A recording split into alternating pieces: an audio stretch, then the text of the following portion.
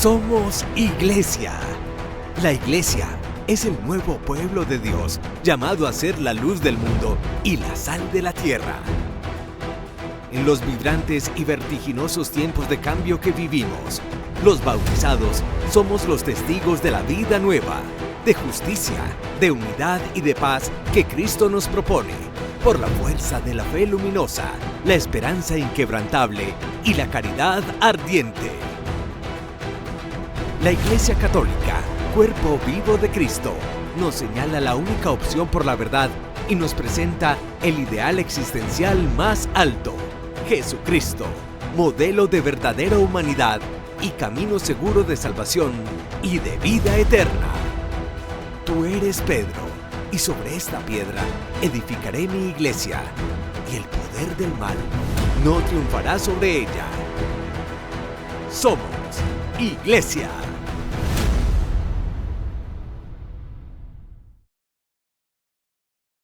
Cordial bienvenida a todos ustedes a este informativo que semana tras semana recopila o selecciona las noticias más importantes en torno a la Iglesia Católica. Padre Carlos, bienvenido. Muchas gracias, Miriam. Un cariñoso saludo para todas las personas que a través de redes sociales nos siguen en YouTube. Háganos sus comentarios, cuéntenos qué temas desean que se trate, sobre todo en la parte final del programa, donde abordamos asuntos que son polémicos, controversiales o donde queremos profundizar. Me parece que es un tema muy valioso, muy importante, que ustedes nos comenten. Ahí en YouTube pueden colocarnos directamente qué temas quieren que sean abordados, y agradecer también a Ron Reports, el servicio informativo desde la ciudad de Roma, que nos brinda la oportunidad de todas estas notas, normalmente con el Santo Padre de trasfondo. Padre, antes de comentarles a todos los televidentes cuál es el tema que vamos a tratar hoy en la sección del Padre Carlos Responde, qué bueno darle las gracias a todas las personas que nos están viendo en tantas partes del mundo. Así es, las redes sociales tienen la posibilidad de encontrarnos a través de la internet, en distintos lugares, en distintos horarios, y un cálido saludo para todos y el orgullo de sentirnos iglesia, la iglesia que Cristo fundó hace 20 siglos, y comentar sobre acontecimientos que muchas veces nos parecen como ajenos o desconocidos, y que muy pocos programas en el mundo de las redes sociales comentan todos estos temas eclesiales. Y me he dado cuenta, padre, que lo quieren mucho. Le dicen, cuando le escriben, Padre Carlitos, con ese cariño. Pero ya saben que el Padre Carlitos mide 1,82. Ah, sí, no, sí. No es tan de chiquito, no, pero en el cariño de las personas. Sí. Ahí está, padre. Bueno, les comento que hoy en la sección El Padre Carlos Responde tenemos un tema que yo sé que les va a llamar la atención a la gran mayoría de ustedes. Vamos a hablar de unos términos de los cuales se habla en las Sagradas Escrituras y concretamente en el Apocalipsis. Vamos a hablar del llamado rapto, de los 144,000 elegidos y del anticristo. Así que no se pueden perder al final del programa esa sección. Por lo pronto vamos a iniciar con una imagen muy conmovedora, la del Santo Padre orando en el llamado Jardín de los Ángeles. El Papa ya había visitado este cementerio en 2018 y el mensaje que dejó fue el mismo: esta imagen. Un pontífice rezando en silencio ante las tumbas de niños que fallecieron o incluso bebés que no llegaron a nacer. A este lugar se le conoce como el Jardín de los Ángeles. Durante la misa no pronunció ninguna homilía. En 2018 sí que lo había hecho. Subrayó la importancia de pensar en la historia de la propia familia, del propio pueblo, en aquellos que precedieron a los que hoy viven. La memoria ci fa capire che non siamo soli, siamo un popolo che ha storia, che ha passato, che ha vita. Memoria di tanti che hanno condiviso con noi un cammino. Sono qui. Con respecto a 2018 se ve a un papa más cansado, pero igual de activo. Francisco ahora se mueve en silla de ruedas, pero a sus 87 años sigue manteniendo un ritmo de encuentros públicos y oficiales sin grandes variaciones con respecto a cuando inició su pontificado. Padre, pero desafortunadamente hay fetos que ni siquiera llegan a ser enterrados porque los diseccionan y venden sus partecitas o sus órganos a diferentes personas, empresas, no sé. Qué pesar decir que de la vida se hace un negocio, y hay denuncias e investigaciones muy serias de hace años como multinacionales. Fue un gran escándalo en su momento en los Estados Unidos de Norteamérica, Planned Parenthood, que no solamente abortaban, sino que luego comercializaban órganos que ya eran viables de parte de un feto que estaba en proceso de formación. Es doloroso que bajo la ideología o bajo el tamiz, los derechos de la mujer, la libertad para elegir, el derecho sobre su cuerpo, en el fondo hay un negocio oscuro que mueve muchos millones de dólares y que está ocultando la verdad que hay detrás de esta ideología pro aborto en el mundo. Ahora entiende usted, Padre Carlos, por qué el interés de muchos gobiernos en que los niños sean abortados hasta prácticamente antes de nacer, un día antes de nacer, porque obviamente sus órganos van a estar más formados, van a valer mucho más. Y también está el tema de la investigación con las llamadas células madre o células estaminales. La ciencia y la ética de la ciencia no permite a veces que se hagan experimentación de células madre de personas adultas, pero sí lo hacen calladamente con embriones ya muy formados o fetos muy formados. Bueno, puede ser para paliar enfermedades, pero también están buscando controlar la genética. Un niño sobrepedido, lo quiero que cuando grande sea de esta estatura, que tenga este color de ojos, que tenga este coeficiente intelectual, que tenga este color de piel, estas características morfológicas. En el fondo es un poco el ser humano jugando a ser Dios y reemplazar a Dios, el autor de la vida. Padre, yo pienso que ante todas estas aberraciones nosotros nos hemos salvado simplemente por la paciencia de Dios, ¿no? La paciencia de Dios que en algún momento tendrá un límite. Por ejemplo, ahora el desafío de la inteligencia artificial, lo decía el Papa en el grupo de países más poderosos, el G7, decía la inteligencia artificial plantea una revolución disruptiva que va a romper muchos paradigmas, muchas formas de pensar, muchas maneras económicas en que hoy se concibe la vida, va a reemplazar muchos empleos, pero también va a cambiar radicalmente la forma en que pensamos. Y lo que se dice es que la inteligencia artificial crece no aritméticamente, sino geométricamente, exponencialmente, y que en un momento determinado puede superar la misma inteligencia del hombre que fue su creador. Y en ese momento, ¿qué puede pasar con la inteligencia artificial que nos quiera controlar? Nos hace recordar las películas de ciencia ficción que vimos hace unos 20, 30 años, donde las máquinas se rebelaban contra el hombre y querían destruir y controlar al hombre. Parece que esa ciencia ficción puede volverse realidad antes de lo que pensamos. Padre, nos están haciendo perder el asombro. Yo en estos días me mandaron un video muy hermoso sobre unas aves protegiendo a sus polluelos y demás, muchas, y se la muestro yo a alguien y me dice, eso es pura inteligencia artificial. O sea, un montón de imágenes creadas y demás nos van a hacer perder, como digamos, ese asombro ante tantas cosas.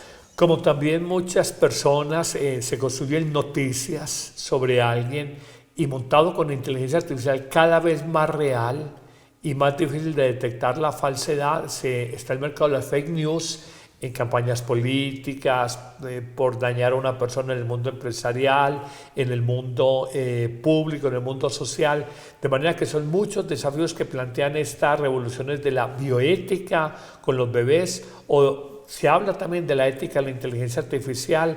¿Qué desafíos? Yo creo que la Iglesia en eso tiene un puesto importante que aportarle a la humanidad y a estos gigantes tecnológicos que van adelante con la investigación y digamos con el enriquecimiento de esta entidad que es la inteligencia artificial. Para ir volviendo con lo del aborto así rápidamente, nosotros una y otra vez trataremos este tema porque no podemos, digamos, tranquilizar nuestra conciencia sabiendo que en el año, cada año, están muriendo aproximadamente 73 millones de niños por nacer. Ni siquiera los muertos que hubo durante la Segunda Guerra Mundial y que fue devastadora, que involucró países muy importantes de Europa, de América, de Asia y esto lo está consiguiendo esa mentalidad antinatalista en un solo año. Bueno, pasando a otra nota, les contamos que hay un cardenal que fue elegido recientemente por el Papa Francisco y que prefiere seguir llevando su hábito blanco al tradicional hábito, se llama padre, rojo que llevan los cardenales.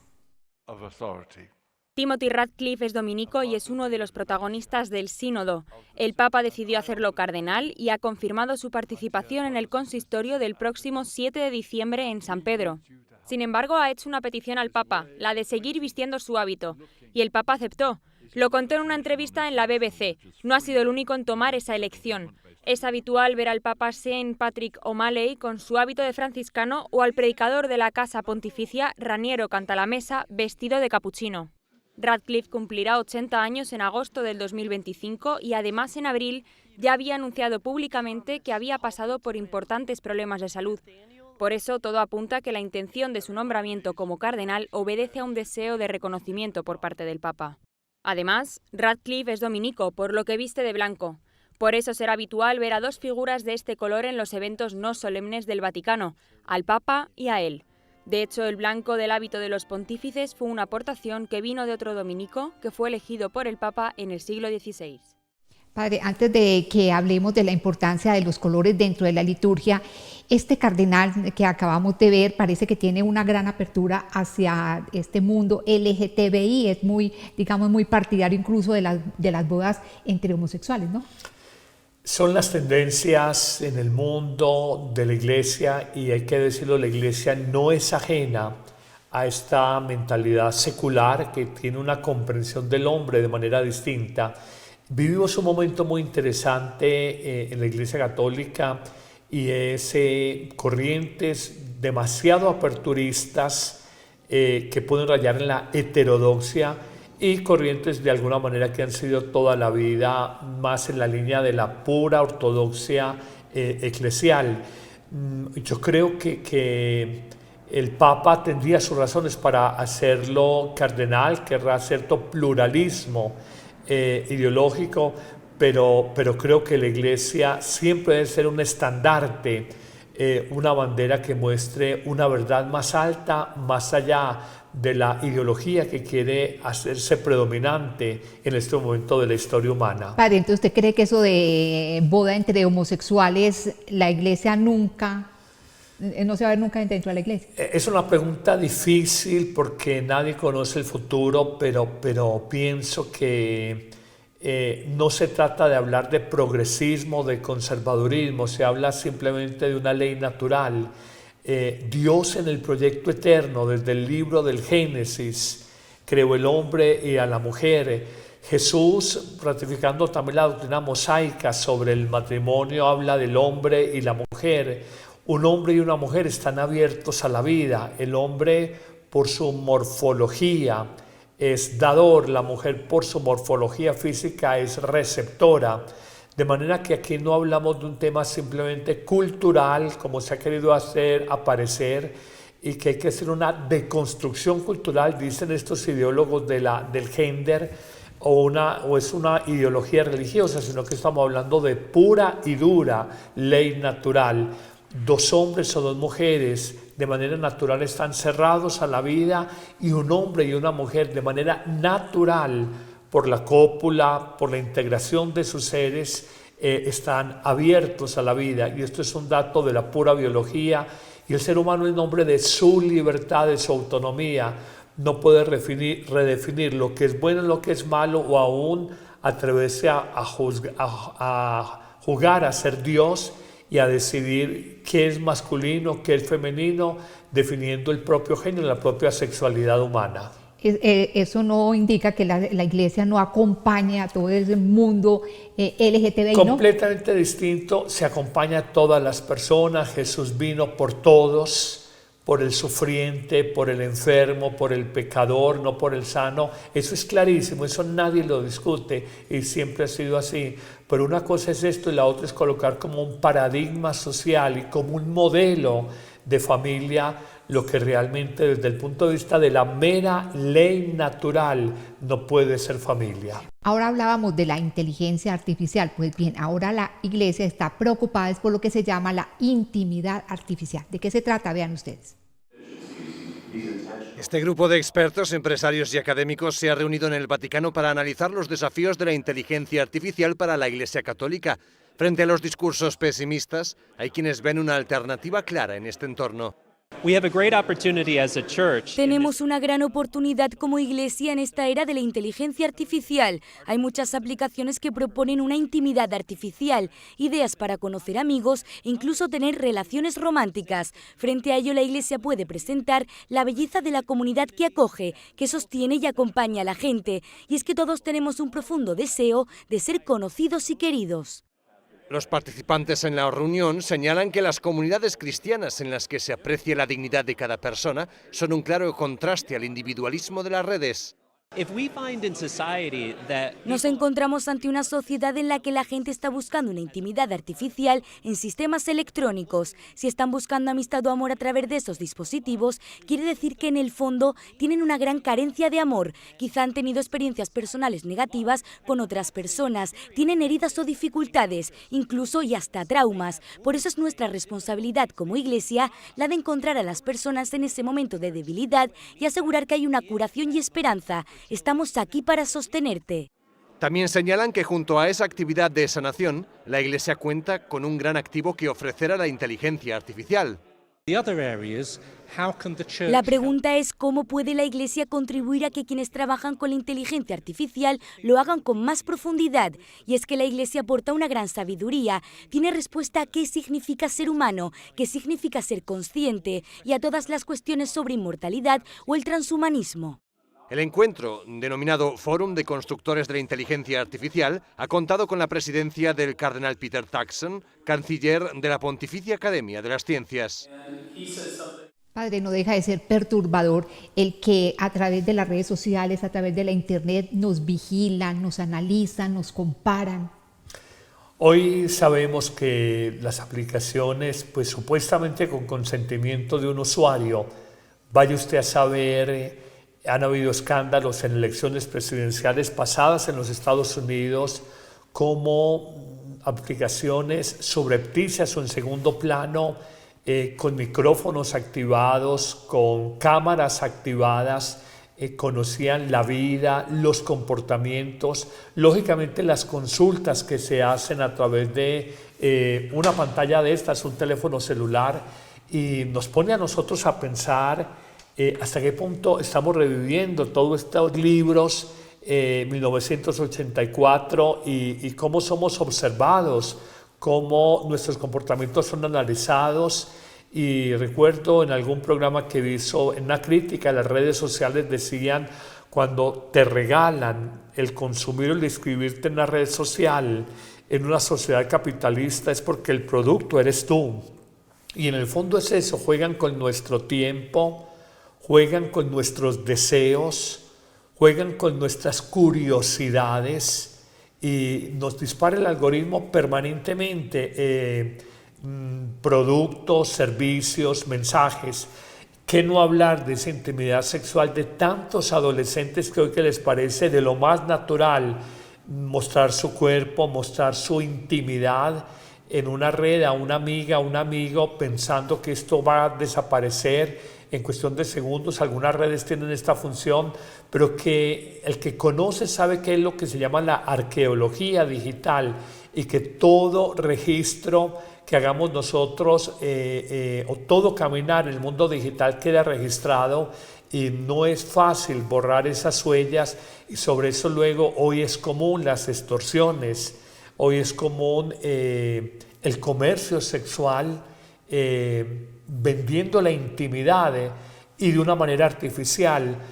Recuerdo chicas que trabajan en estas páginas web que buscan consejería en uno como sacerdote y dicen, padre, yo no siento que esto sea prostitución porque no le estoy entregando mi cuerpo. Y yo dije, pues me haces acordar del texto de Jesús Un hombre no comete adulterio solo por el acto material del adulterio, sino porque ha adulterado en su corazón.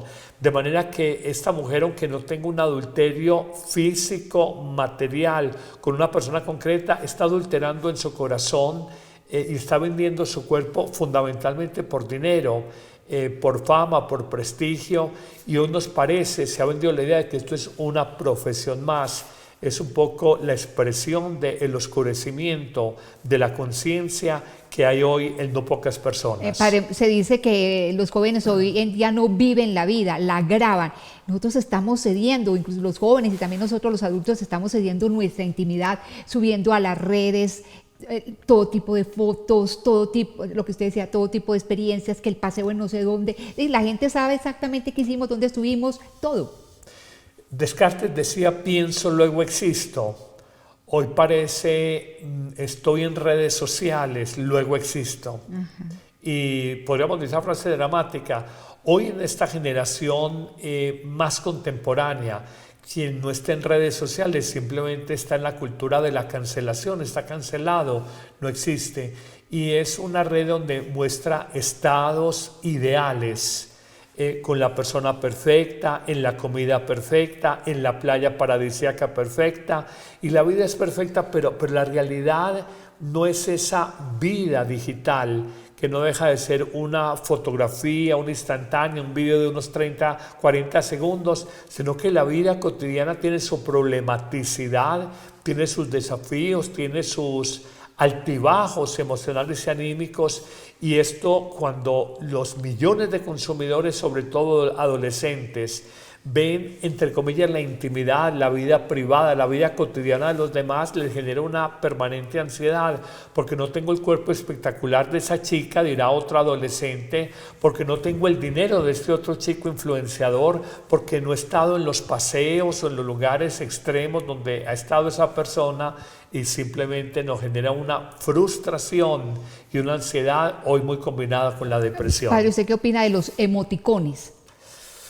Pues es que la cultura nos ha hecho que nos desenvolvamos en ellos, pero de todas maneras no deja de ser una manera, primero, impersonal. Segundo, puede limitar de alguna manera la expresión humana, el abrazo, la caricia, y simplemente a través de imágenes simbólicas que nos parecen graciosas y expresivas, comunicamos emociones a los demás, pero no dejan de tener, digamos, un lenguaje que puede ser equívoco, no siempre unívoco, impersonalización en la comunicación, y también el tema de que podemos cerrar una emoción volviéndola simplemente mediática y dejar esa comunicación más personal y más directa. Usted tiene toda la razón, padre, porque yo hace poco, por ejemplo, le puse un corazoncito a una persona, pero como ya me está ayudando, y ahora que lo interprete de otra manera, eso puede dar pues, pie a muchas cosas, ¿cierto? Tal cual. A equívocos, exactamente. Pero bueno, esto de la intimidad, padre, es peligroso, y lo que usted dice de lo de la cancelación. Hace poco un joven en el Reino Unido se suicidó después de que un grupo de compañeros, después de haber compartido algo, lo aislaron, lo hicieron, lo ghostearon, como dicen, lo volvieron fantasma. Y no solamente en Reino Unido, en nuestros países latinoamericanos encontramos la realidad de muchas personas que son matoneadas digitalmente y entran en depresiones profundas o en ideación suicida o incluso en el suicidio porque sienten si no valgo para los pares, para mis amigos, no valgo para nadie. Y el joven, a veces buscando esa aprobación social, esa aprobación de lo políticamente correcto, se vuelve muy excluyente con quien se pueda salir de esos estándares y están en esa etapa de la vida, la adolescencia, donde buscan permanentemente la aprobación y la reafirmación de roles, de afectos, pero no tanto de cara a su familia, sino de cara a sus pares, a sus partners. Pues sí, todo esto es muy preocupante. Pero bueno, cambiando de tema, vamos a conocer el Colegio Inglés en Roma, que abrió sus puertas para el público. Por primera vez en sus casi 700 años de historia, el venerable Colegio Inglés de Roma ofrece al público visitas guiadas a sus sagrados salones. La presencia inglesa en Roma se remonta a 1362, cuando funcionaba como centro de acogida para peregrinos, pero desde 1579 el colegio ha sido lugar de estudio para seminaristas y sacerdotes de Gales e Inglaterra. La nueva visita será una guía a través de la historia y los aspectos más destacados del colegio, incluida su colección única de reliquias. Cuando caminas hacia la iglesia principal del college puedes ver bajo el altar una caja dorada que contiene algunas de las reliquias más preciadas. Hay una en particular que es muy importante para nosotros, la de San Ralph Sherwin. Dos de nuestros santos patronos son Santo Tomás de Canterbury y San Edmund, rey y mártir. También dentro de la iglesia el público podrá contemplar obras de arte en el altar mayor que datan de 1581, así como una serie de 34 pinturas que muestran las historias de santos y mártires. La visita también incluye otras obras históricas. Las visitas de 1 hora de duración al venerable colegio inglés se ofrecen todos los sábados y están disponibles tanto en italiano como en inglés. Bueno, es más que un colegio, es un seminario y muy hermoso. Me contaba aquí fuera de cámaras que el padre Carlos no lo conoce, ¿no? Sí, no lo conozco. Seguramente es de mucha tradición, donde se forman.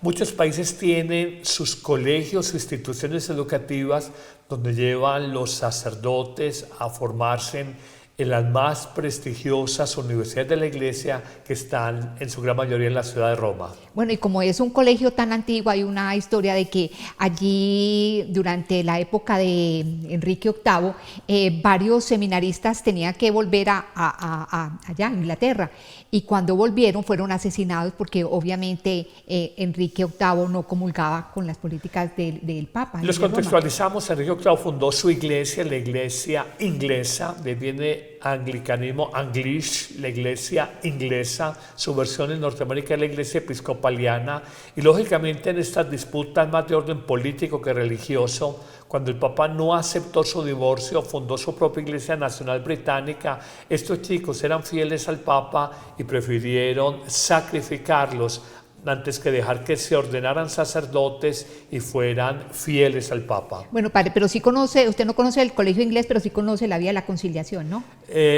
Cualquiera que haya ido a Roma y que vaya al Vaticano necesariamente tiene que pasar por la vía de la conciliación. Pues bien, ahora va a ser como más expedito pasar de la vía de la conciliación a conocer toda la Basílica de San Pedro, ¿no? La Plaza de San Pedro y la Basílica de San Pedro. Así es, vean ustedes. El Vaticano ha inaugurado un nuevo centro de atención al peregrino en Vía de la Conciliazione, a pocos metros de la Basílica de San Pedro. El responsable de este templo, el cardenal Mauro Gambetti, tiene claro el objetivo de este espacio para quienes lo visitan. Queremos conseguir que cuando vuelvan a casa puedan recordar esta visita durante toda su vida como un momento que ha enriquecido su vida, la ha marcado y de una forma u otra la ha dirigido hacia la belleza, hacia el bien y la verdad. En este espacio se presentan ya libros, guías y vídeos sobre los grandes artistas que han trabajado en la basílica.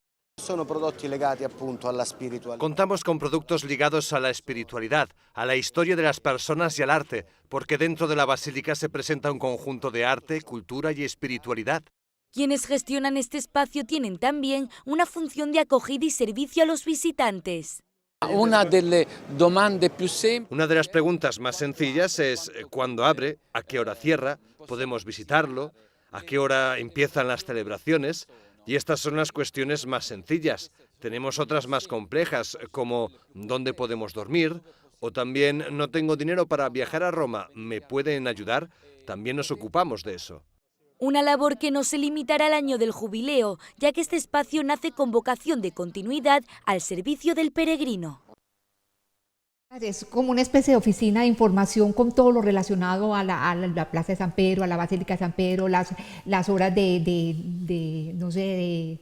misas y demás. Es simplemente una oficina de información y también de referencia de los museos vaticanos, del arte que hay en la Basílica de San Pedro.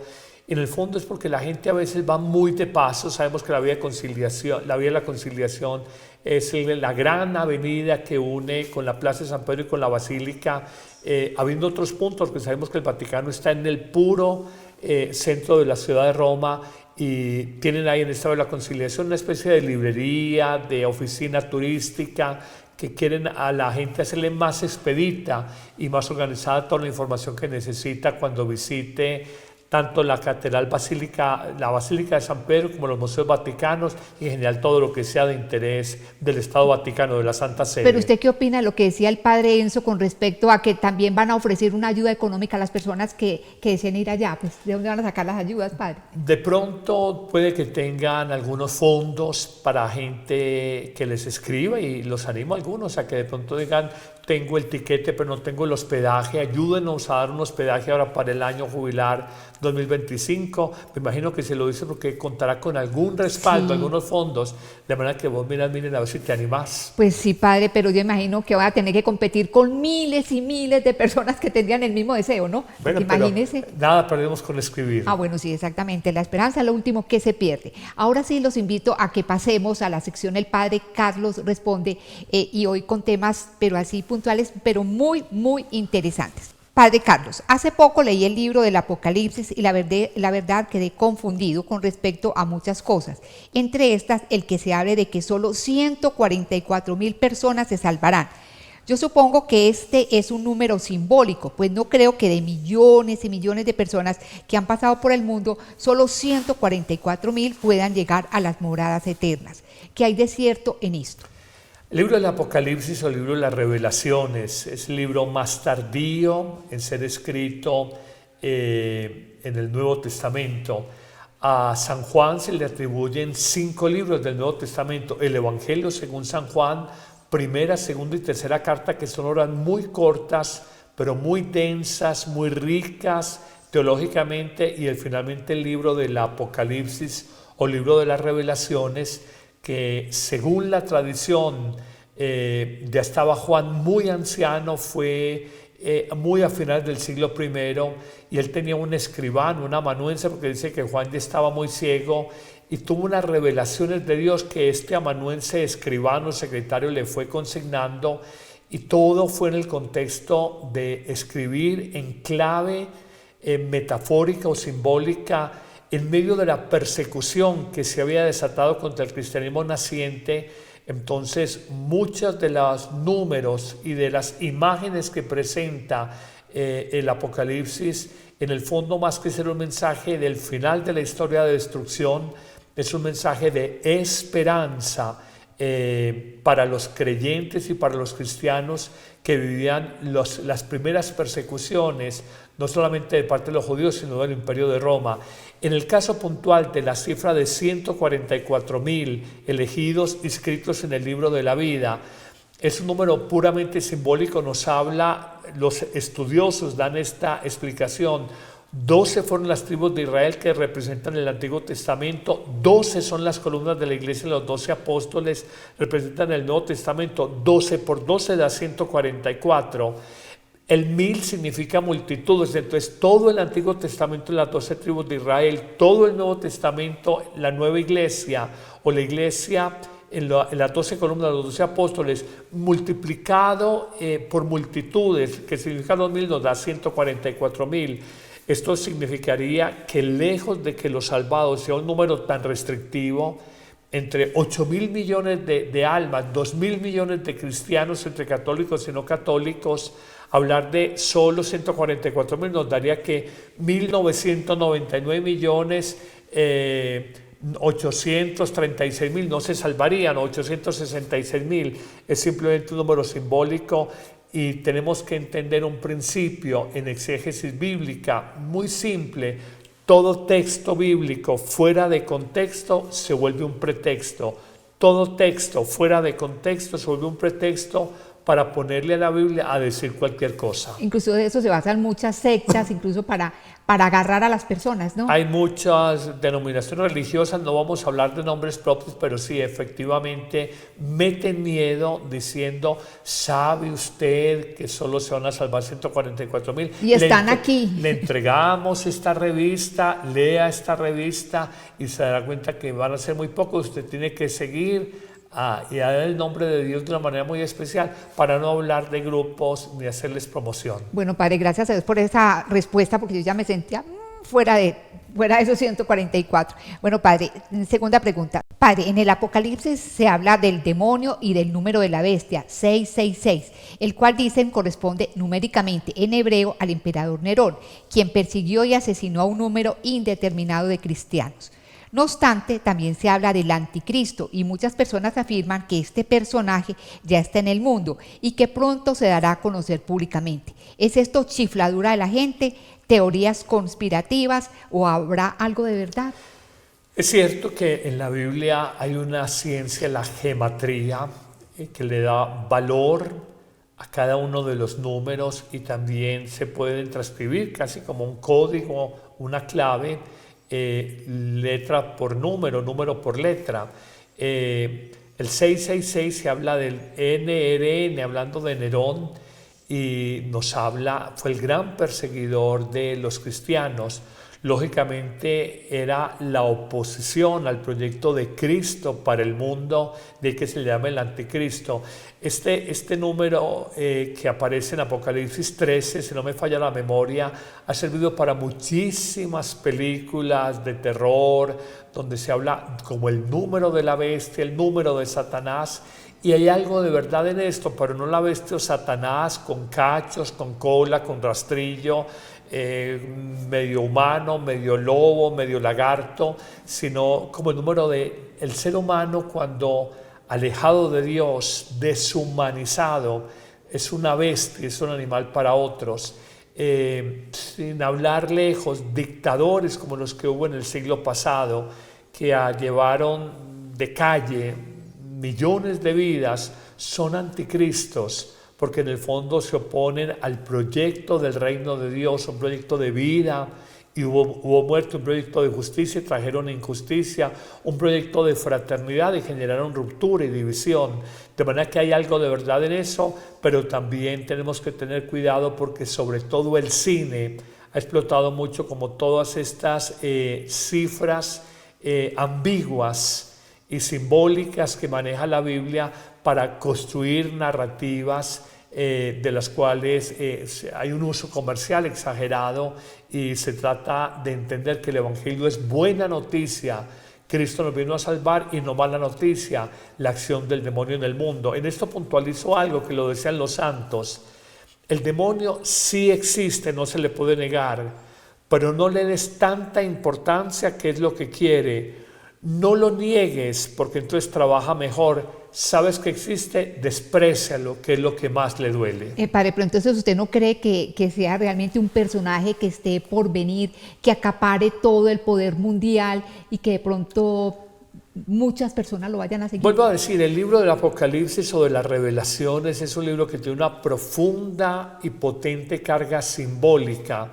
Desde ese simbolismo uno ve toda línea de exégetas o de intérpretes de este texto sagrado, y desde unos que van al extremo de personificar y concretar un anticristo al final de la historia, como otros que dicen anticristo es toda realidad, que a lo largo de distintos estadios de la historia humana se van oponiendo al plan de amor, de civilización del amor del que hablaba Pablo VI y el plan de amor que nos enuncia Jesús cuando dice les doy un mandamiento nuevo, que se amen los unos a los otros. Pero usted hablaba ahora de que en el pasado hubo muchos líderes que fueron anticristos, ¿cierto? O muchos gobernantes. En este momento también hay muchos anticristos. También simplemente en cada momento de la historia humana hay personajes que sembrando violencia, injusticia, destrucción, sufrimiento, muerte, de alguna manera son personificación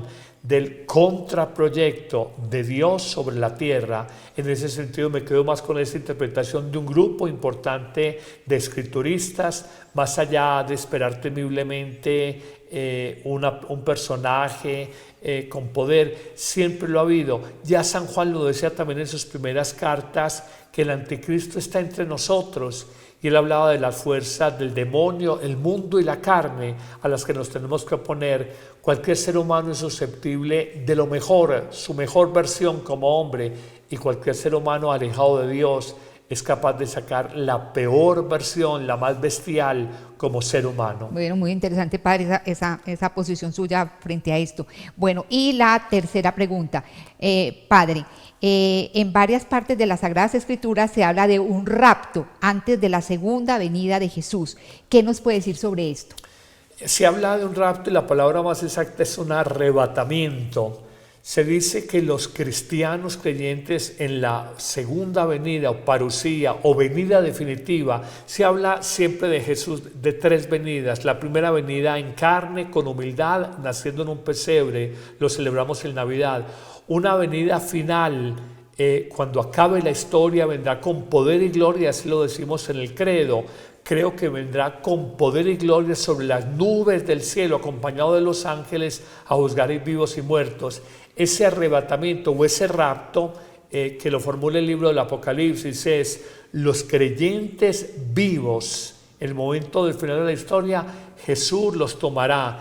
Y los creyentes que han fallecido serán rescatados, y ya en este momento ya no será más la iglesia terrestre, sino la iglesia celeste, la iglesia tomada por Dios, y ya el tiempo de la historia humana, el tiempo de las fuerzas humanas, el tiempo de la conversión humana habrá cesado, ya será el tiempo del juicio final y el tiempo ya donde Dios tomará decisiones sobre la humanidad y sobre cada persona en particular. Hay una lectura que no sé en cuál de los evangelios está, que dice que de dos personas que estén juntas, una será tomada y otra no. Nos habla estos textos en la parte final de los evangelios, y que lo leemos mucho al final del año. Nos dice: dos estarán en la cama, a uno se lo llevarán, a otro lo dejarán. Estarán moliendo maíz, una se la llevarán, la otra la dejarán. El que esté en el campo no vuelva a la ciudad, el que está en la azotea no baje a la casa. Y dice, con la velocidad con que una cuerda, un lazo cae del cielo, con esa misma rapidez o con la rapidez del relámpago aparecerá el Hijo de Dios. Nos habla de una condición muy especial. Cuando nos dice el reino de Dios está aquí, está allá, dice: no le crean a esos falsos profetas, porque la hora final del reinar de Dios y la hora final de la llegada de Cristo, concluyendo la historia, será de una manera intempestiva. Y también podríamos concluir de estos textos algo de una manera selectiva. Sí. Lo intempestivo es que será repentinamente, no habrá muchos anuncios. Dice Jesús: habrán terremotos, los cambios climáticos, habrá hambrunas, habrá guerras, pero el final no vendrá inmediatamente. Esa es la aclaración. También dice: no puedo, cuando dicen ¿cuándo será el final de la historia? Dicen: no lo sé, eso solo lo sabe mi Padre del cielo. Pero sí habla de que su venida será uno de manera intempestiva y de forma selectiva. A uno los arrebatarán, los tomarán, y a otros los dejarán. Eso no deja de ser aterrador, padre. No deja de asustar. Y también nos habla el movimiento de los astros. Se tambalearán el sol, la luna, las estrellas, pero también quiere significar un poco ante la majestuosidad de la venida de Cristo con poder y gloria, ya no en la humildad de un recién nacido en una pesebrera o establo en Belén, sino ante la majestuosidad de la acción de Dios en la vida. El mundo no permanecerá impávido, impasible, sino que habrá una sacudida cósmica. Es una manera simbólica de decir: será un gran acontecimiento que marcará para siempre la historia del mundo y de la humanidad. Bueno, ojalá que cuando esto suceda nos coja confesaditos, padres, ¿no? Vivir bien, yo pienso que más que solamente confesar, porque los sacerdotes ya no somos tantos, vivir bien. El que la muerte en el fondo simplemente la sientes de cómo has vivido. Si uno ha vivido bien, espere morir bien. Si no has vivido tan bien, no espere morir bien. Así es. Bueno, padre, muchísimas gracias por su respuesta a todos estos interrogantes. A ustedes muchísimas gracias por habernos acompañado en este programa. Lo mismo que a Ron Reports y a todo el equipo de Amén Comunicaciones. Los esperamos en un próximo Somos Iglesia. Dios los bendiga a todos.